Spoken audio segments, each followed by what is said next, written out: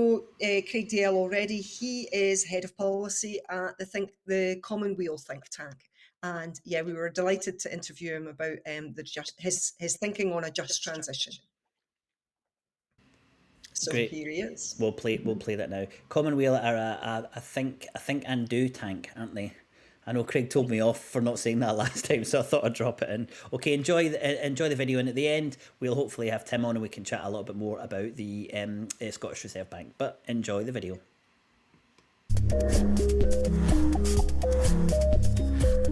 Good afternoon, Dr. Craig Dazell, and welcome to SCOTONOMICS. I wanted to ask you about your reflections on COP26, which has just finished. Would you like to tell us what your thoughts are? Well, tale of two worlds of that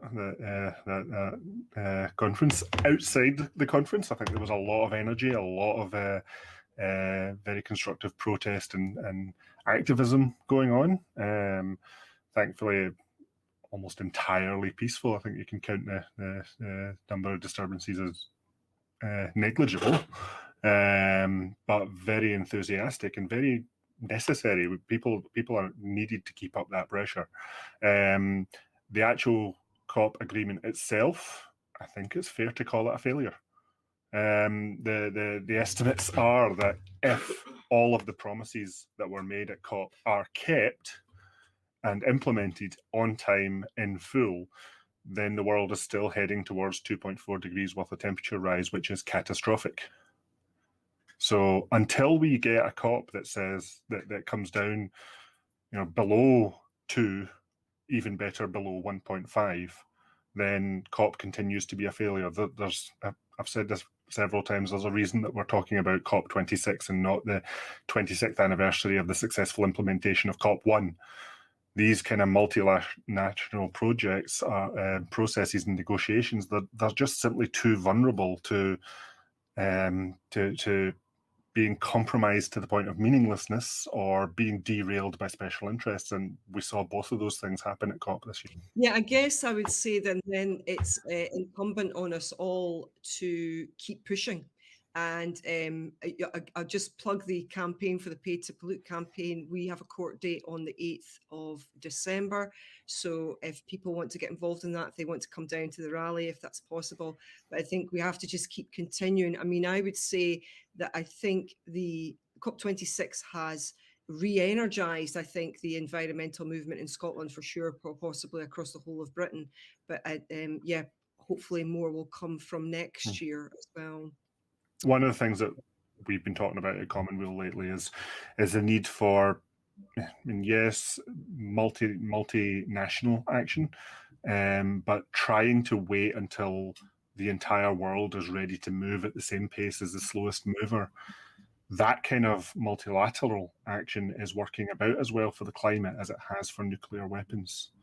So maybe we need to learn a lesson from that campaign, where what has happened is you started to see coalitions of the willing, groups of countries that were able to come together and actually agree what they could and needed to do and start to do it amongst themselves. Among the nuclear weapons campaign, that led to ultimately to the Treaty on the Prohibition of Nuclear Weapons.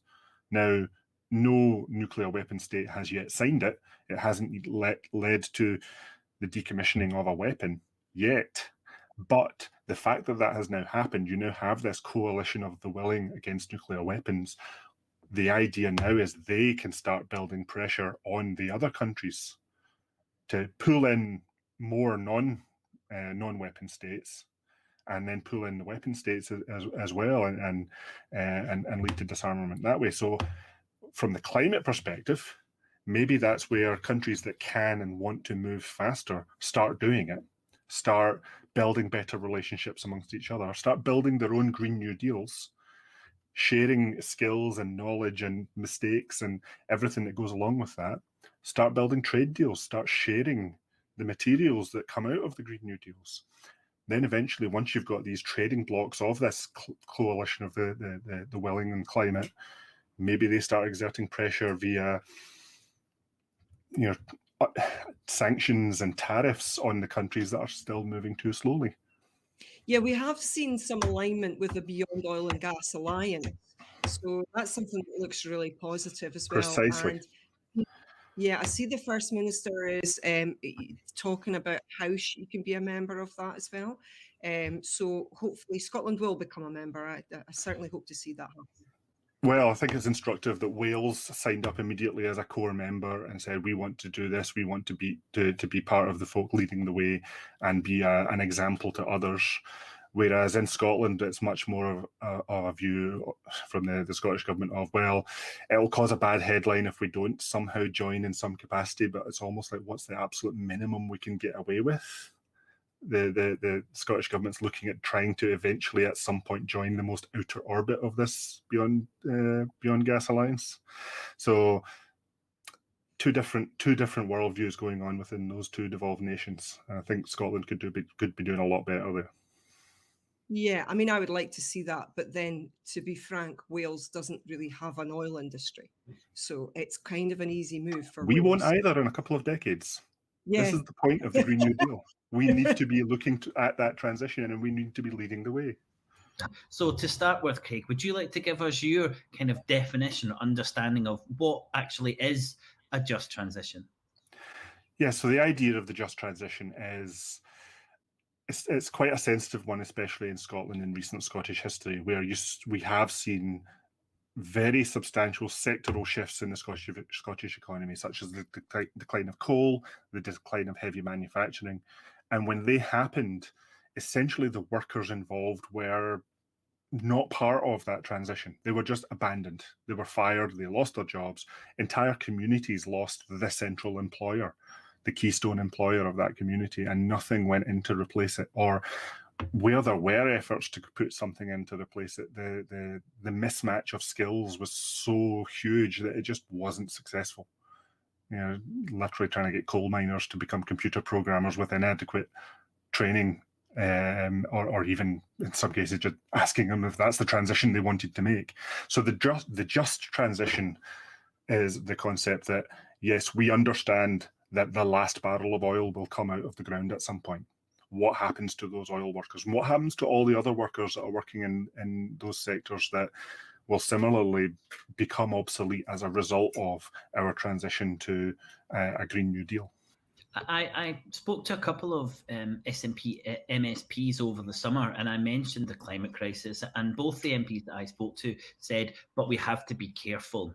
And that was followed by, and that's why a just transition is so important. Now, it's very difficult to argue against that, but I just wondered, you know, the skeptic in me, I wonder, is the phrase just transition simply kind of predatorial denial on behalf of oil and gas and petrochemicals in Scotland? Is it a way just to slow things down rather than have any significant and substantial change? If it's done badly, it will. I think the big difference that we're seeing with this transition compared to, for example, the transition from coal, is we can see what sectors will replace it, and we can already see that, unlike those previous transitions, there is a good skill match already. So offshore oil workers, a very large number of them, about 80%, according to Friends of the Earth Scotland, have skills that transfer easily into offshore wind, offshore renewables. So if it's done properly, there should be a clear pathway for people to move into those jobs. Further research by Friends of the Earth Scotland has shown that there's actually a great desire amongst a lot of offshore workers to make that transition, but what they don't see at the moment are the job opportunities to move to, or the training opportunities to fill those gaps, those skill gaps where they do exist. And that's really what we need to see in the just transition. It's not simply saying, well, we need to be careful, so let's not do anything quite yet. It's right, we need to be careful. What do we actually need to do to facilitate that just transition? A lot of it is going to be some of those skill matching, but some of it is going to be direct investment to build up the demand for people currently in the oil service. You know, building those jobs in the renewable sectors to help people make that jump. And looking back to the last transition that wasn't a just transition when we're talking about, let's look at coal, and won't go as far back as kind of heavy manufacturing, but looking at the transition from coal industry that happened in Scotland, what did we do wrong, and what lessons do you think that the government has learned to make sure that that transition is actually just, and we do think about the people and communities and not just the businesses who are there? I mean, the lesson that especially the UK government learned from that is don't give the unions enough power to allow them to cause strikes and riots. And along with the decommissioning of coal, there was a decommissioning of bargaining power, the decommissioning of a lot of the workers' rights that came with that, which made it politically harder to put workers on the scrap heap like that. A lot of workers don't have that kind of security anymore.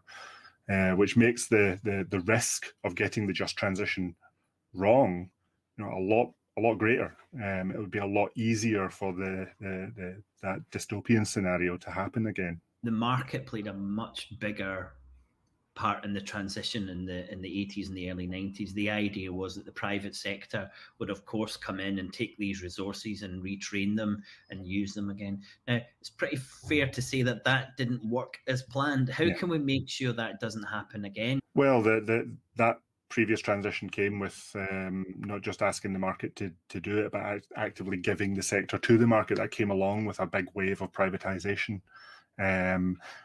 We're arguing that the new just transition should go in the other way, go in the other direction. We should be trying to nationalise a lot of these energy assets and bring them into public ownership, or at the very least worker ownership. Give workers a stake in what's happening with these assets, and that might be a good way of securing the skills and securing that transition, but it would certainly help secure the assets themselves and the revenue that comes from them, to allow that to be recirculated into the next wave of transition as we use the early movers to essentially bootstrap the entire Green New Deal. What do we do? What do we say to the companies who were involved and who have made a huge amount of profit from the damage that they've been doing to the climate? And I want to make that clear that there's a just transition, because it's not like we have just decided or just noticed that things are going badly with the climate. We've known this, and this has been happening for decades. So when we look at this transition, transition, can we look back at these companies and say, you now need to start paying back some of that profit that you've earned in terms of decommissioning or cleaning up environments? Do you think there's any potential that we can do that with the companies, or are we starting from scratch? This is definitely a conversation that could start coming out of things like future COPs. There's been a lot of focus, increasing focus, on the historic role that richer countries, the global north, has had on the climate emergency. This is our problem that we've caused, and it's the global south, the poorer countries of the world, that are going to be disproportionately paying for it. But within the countries that have been disproportionately responsible for that, there are companies who have been disproportionately responsible for that, and some of those companies have been themselves multinational. So a particular multinational oil company, if it's drilling in Scotland or if it's drilling in Nigeria or wherever, it's still contributing to that global problem.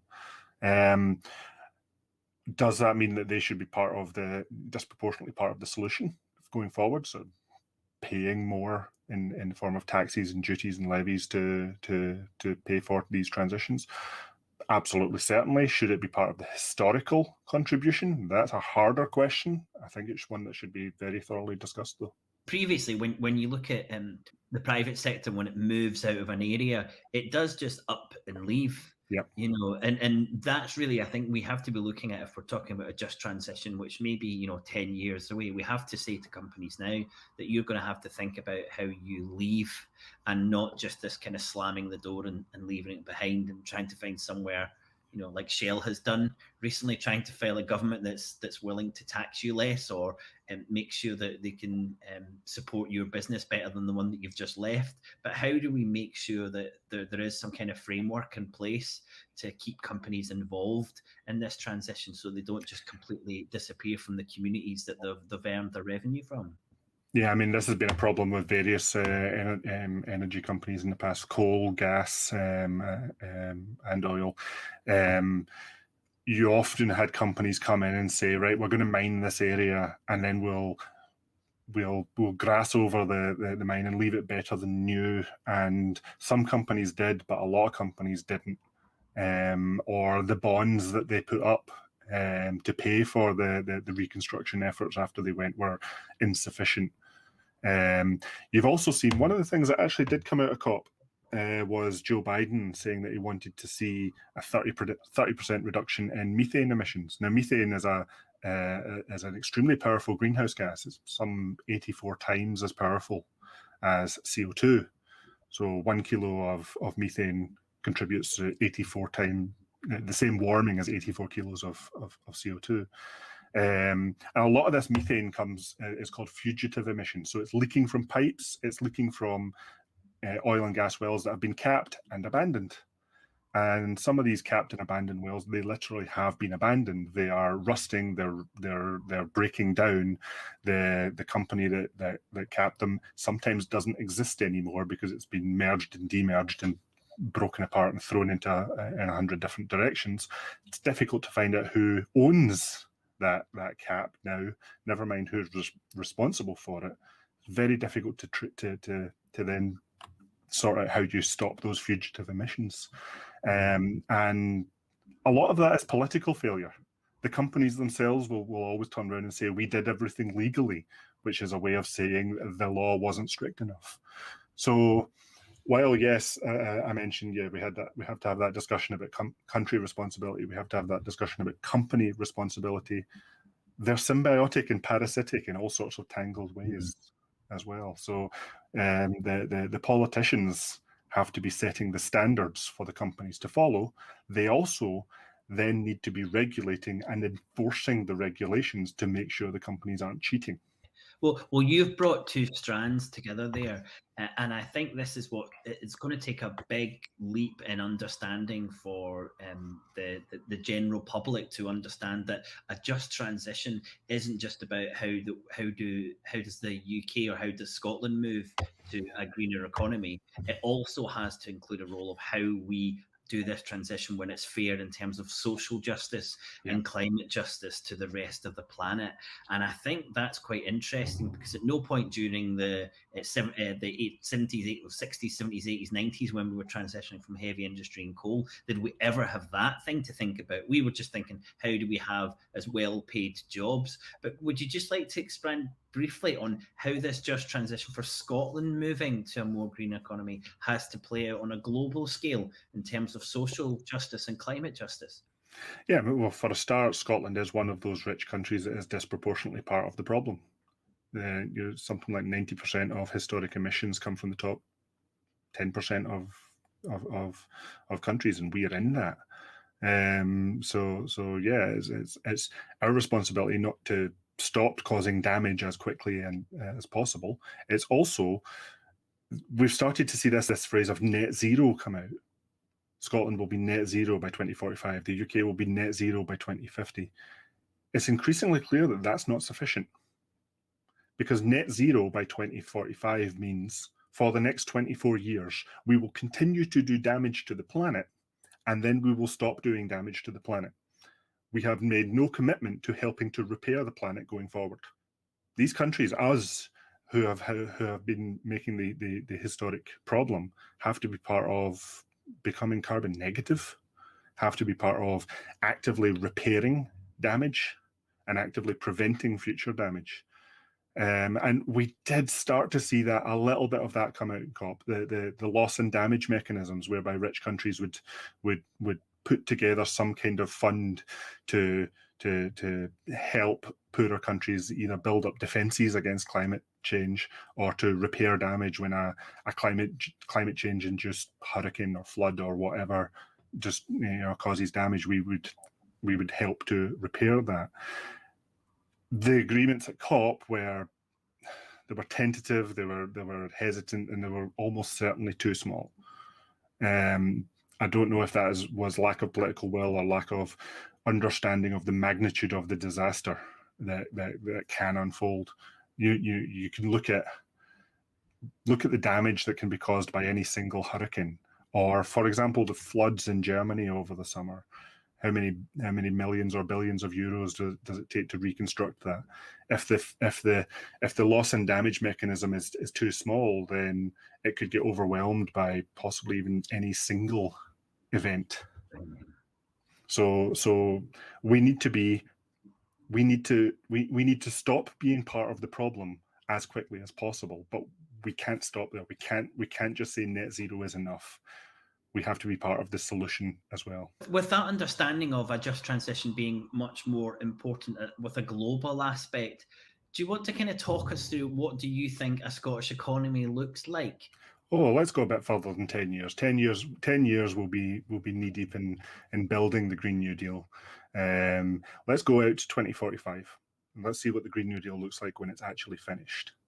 One of the things that folk in climate discussions often talk about, especially when they're talking about what the effect will be on the lay person, is what do you have to sacrifice for climate change? Well, for one, I'd love to sacrifice 80 to 90% of my heating bill because someone's come in and insulated my house properly. That's one of the big differences, by the way, between a net zero plan and a Green New Deal plan. A net zero plan tells me, the house owner, that I need to replace my oil boiler with an air source heat pump, and if I can afford it, maybe insulate my loft a little better too. A Green New Deal plan comes in and does a deep retrofit of my house to make sure that it is as energy efficient as possible, and that the heat is delivered to my house, possibly through a district heating system, which is much more efficient than the heat pump I could buy on my own. So my heating becomes 80 to 90% cheaper than it currently is. I'm probably not buying a lot of useless stuff anymore. And that goes all the way to things like tools. All the tools that I need for my DIY or for my garden, I go to my local resource library and borrow them. Possibly borrow a lot of my clothes there as well, especially formal wear. Most men in Scotland are already used to hiring kilts. We could expand that out a lot more. Parents with kids I know for a fact, would love to be able to borrow baby clothes rather than buy them and have to dispose of them within days, if not weeks. We have a much more sharing economy, much more lending and borrowing economy, much more repair and reuse economy rather than buy and throw away. That probably, from a country perspective, that probably means that we're not paying, less not paying attention to it. We're not trading as much. We're not having to import so much stuff from the rest of the world. Possibly not exporting quite as much stuff either, simply because everybody else is going through their Green New Deals as well. So it's an economy. It is an economy, but it is a very different economy from the one we're currently in. It's not as obsessed with consistently growing every year. It will be looking at other metrics such as well-being, and this is something, again, the Scottish Government's talked about but completely misunderstands. The Scottish Government has an idea that a well-being economy is one that is still growing, that growth is just one that the growth becomes well-being somehow. No, a well-being economy is one that actually looks at, is your life sustainable? Is it sufficient? Are you happier doing it? Are you less stressed and anxious? Looks at all those other metrics. And if improving all of those metrics results in a growing economy, so be it. If it results in a shrinking economy, so be it.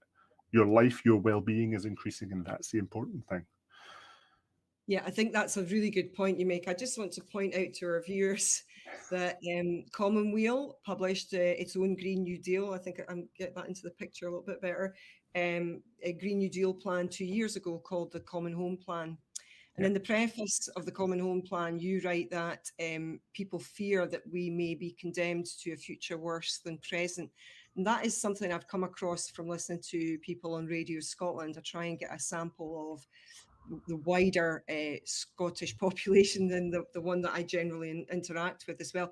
But I think it's an understanding that there will still be public wealth. There might not be so much private wealth, but there would be more public wealth. I think that's a really important point. Now, and in that book as well, you, under one of the titles, you have resource drain on your list of solutions. And under that heading, you want to price in the externalities of products. And this is music to my ears. You know, I follow economics quite a lot, as you know. And for example, Phil Lawn in Australia, he's busy working with the genuine progress indicator. And this is something that he's really putting into the genuine progress indicator as well. So with that in mind, how do you envisage that unfolding in Scotland in the future? Well, this idea of an externality tax, one that does price in the harm that a product does to the planet, be that from a pollution point of view, from a waste point of view, from a social harm point of view. We're already used to some parts of these taxes, things like alcohol duties and tobacco levies. One of the purposes of them is to price in the social and health harms that these products cause. We are starting to see even groups like the EU starting to discuss carbon border taxes, which is an externality tax on the carbon produced by a product that is entering the single market. Now, we are not going for a border tariff that way. We're going for a true externality tax. We would like this to be applied to all products, no matter where they are produced. So even if they are produced in Scotland. However, because we're also applying our Green New Deal, we can control the regulations of our own country and how products are manufactured. So we can make them as green as possible. And of course, we have a natural advantage in that we don't have to transport the goods quite as far to get from one part of Scotland to another part of Scotland. So that should hopefully give domestic producers an advantage over overseas producers. I think it is essential because the idea of an externality tax has to be essential. It's one of the big weaknesses of market capitalism, that they try to get rid of as many costs as possible. And one of those is the cost of pollution. As long as somebody else is paying for it and not them, they can still book a profit. I frequently have discussions with people, even in Scottish circles, who are making arguments such as, well, we can't decommission the North Sea quite yet. What we have to do is get more of the oil out of the ground, get the money from it, and use that to pay for our Green New Deal. And I'm saying if you actually applied a proper carbon tax to a barrel of oil, estimated based on various sources that are trying to work this out, that you'd probably have to apply a carbon tax of somewhere north of £50 a barrel to pay for the environmental damage that barrel of oil has cost. We're currently not charging that tax. So if we're pulling that oil out of the ground and not paying that tax, what we're saying is our Green New Deal will be paid off the backs of the people suffering of the pollution who just happen to be elsewhere. Yeah, again, absolutely. we're contributing to the problem, not the solution. So just to summarise a little bit of what we're covering in this just transition, then we're looking for an economy that's much more about sharing, a much more circular economy. And we're also looking at kind of different taxation regime in terms of taxing things that are causing real damage, having much more public space rather than private space, having a nice home which is a lot warmer with lower energy bills. That doesn't seem like much. Now, is there anything else that we're kind of missing out that would take place in this just transition to actually make a big impact, to make the economy better and also to have less of an impact in climate? Probably the biggest gap at the moment is it always comes down to money. How do you fund this transition? It is quite clear that the transition is self-funding eventually. Especially if you are nationalising things like the energy sector, the revenue that comes in from those nationalised industries, plus the additional tax from the necessarily high wage jobs that people are moving into, this becomes a virtuous cycle that as soon as you can inject that first bit of capital into the economy to kickstart things, you can start bootstrapping the rest of it. This is the big problem Scotland has in terms of our limits of devolution.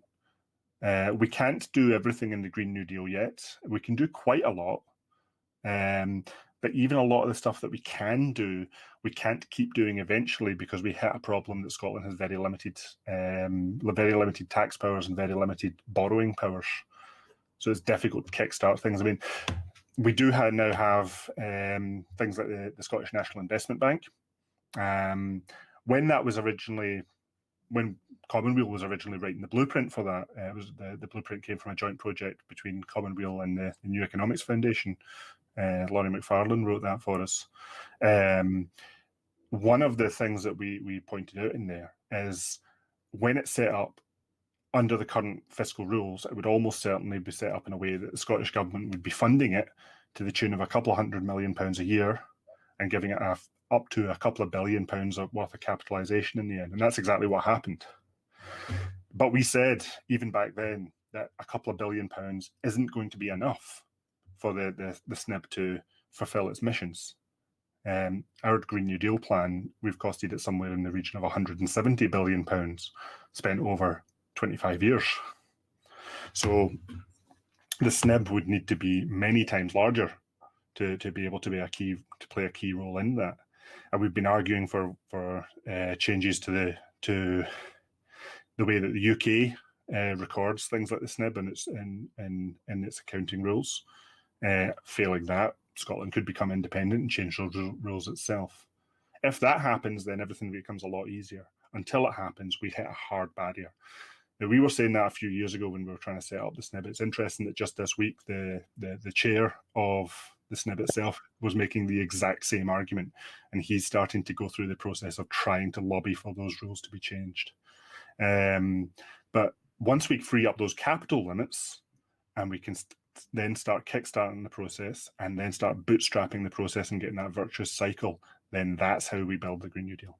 Thinking about the wider economy and not just the oil worker transition, and thinking about Scotland as being an independent country when it's not currency restricted. And I'm not fond of talking about countries talking about borrowing. We're talking about a situation where the government can create as much currency as it wants. Obviously, currency and real resources are not the same thing. So my concern is about some of the ideas that you have in our common home is the resource drain that we've experienced in Scotland, and that is the loss of people. And how do we mobilise enough human resources to actually make a lot of these things happen? Just on the monetary sovereignty side, we are starting from the position of not being monetary sovereign. We are devolved at the moment, so we do really need to look at that sort of tax and spend model instead. Once Scotland becomes independent and monetary sovereign, things do change, but you still need to be thinking about the tax side of things in order to reclaim the money that the government has injected into the system and reclaim it in fair ways. Look for where that wealth starts pooling. It would do us no good if we injected a bunch of capital to build a Green New Deal and it just all ended up into the hands of a couple of landowners on the mega estates in Scotland. So we still need to look at the tax side of things to rebalance that equation. On the skills, and this is a major issue. I wrote an article for Commonweal not that long ago, pointing out that the Green New Deal and the Just Transition, this is less a problem of building the boots on the ground, it's finding the feet to fill them. Because while a lot of the skills, for example, from the offshore oil sector, transfer very neatly into the renewable offshore wind sector, the offshore wind sector potential is so much larger than the offshore oil sector that we literally run out of people and we can't keep building it. Similarly, we need to retrofit almost 2.5 million houses in Scotland between now and 2045 if we want to meet our Green New Deal targets. We don't have enough people able to go in and do the surveys to work out what needs to be done, and then to go and fit all that insulation. There's a big skill shortage, a big people shortage in the DIY and the construction and the trades person sectors at the moment. As anyone who's tried to do DIY or do some modifications to the house over lockdown has found out. If you're importing less and you're making more of your own stuff, again, you need people who are making people to do stuff. It. And you can't even rely on importing, because if we want to, for example, import a tranche of Norwegian plumbers to come and build our district heating systems, Well, those Norwegian plumbers are needed in Norway to build their district heating systems. Everybody in the planet is going to have to build their Green New Deal all at the same time, all in the same timescales. So we're going to have to do a lot of training. This is why we've been urgently calling. We wrote Commonhome Plan in the tail end of 2019. It's now the tail end of 2021, and we haven't really got on with starting it yet. What we were saying then is we need to be thinking about who we need in 3, 5, and 15 years' time. Where do we start training them now? The people who will be building the Green New Deal are in school and college right now. So where are the skills and the education getting put in at that side to start pulling people into those sectors so that they are there and ready to start building when we have the capital and when we have all the other places, all the other bits of that puzzle in place. What are the Scottish Government doing at the moment? I know that they've got a Just Transition Commission. I think that released a paper in September. It's got a minister for the Just Transition it's Just Transition Employment and Fair Work, and they've got a Just Transition Planning Framework. So what have you made of that framework and what the Scottish Government have done so far in this idea of a just transition? Right, so Just Transition Commission. I should say Commonweal is a member of the Just Transition Partnership, which is an advisory group that's set up actually before the Commission and sort of gave informal advice to the Commission. So we had some kind of level of communication into that. That said, I would say the final report that came out of the Commission was still talking in relatively high-level terms, very similar to COP. They were still talking in terms of what should we do, what sort of target should we set, what kind of principle should we lay down, rather than how do we do it? What is our roadmap? What are our milestones along the way?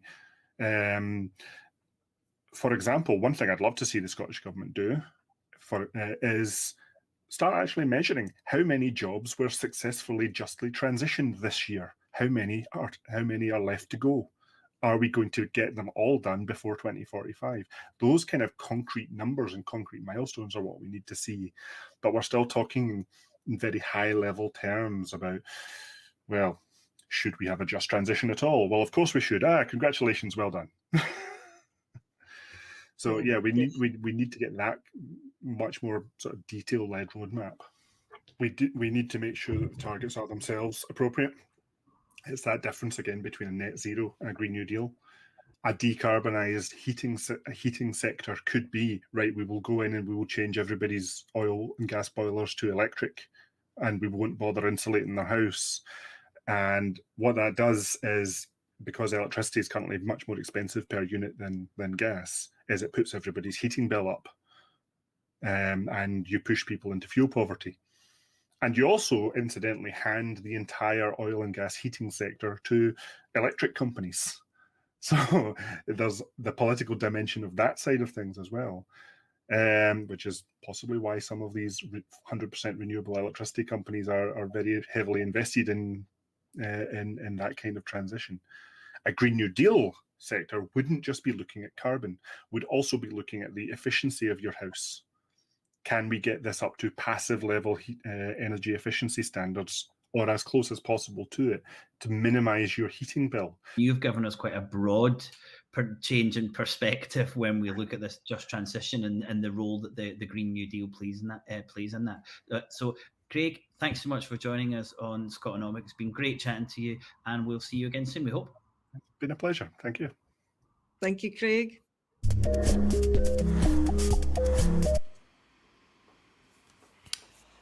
And there you go. I hope you enjoyed that. It was a good one.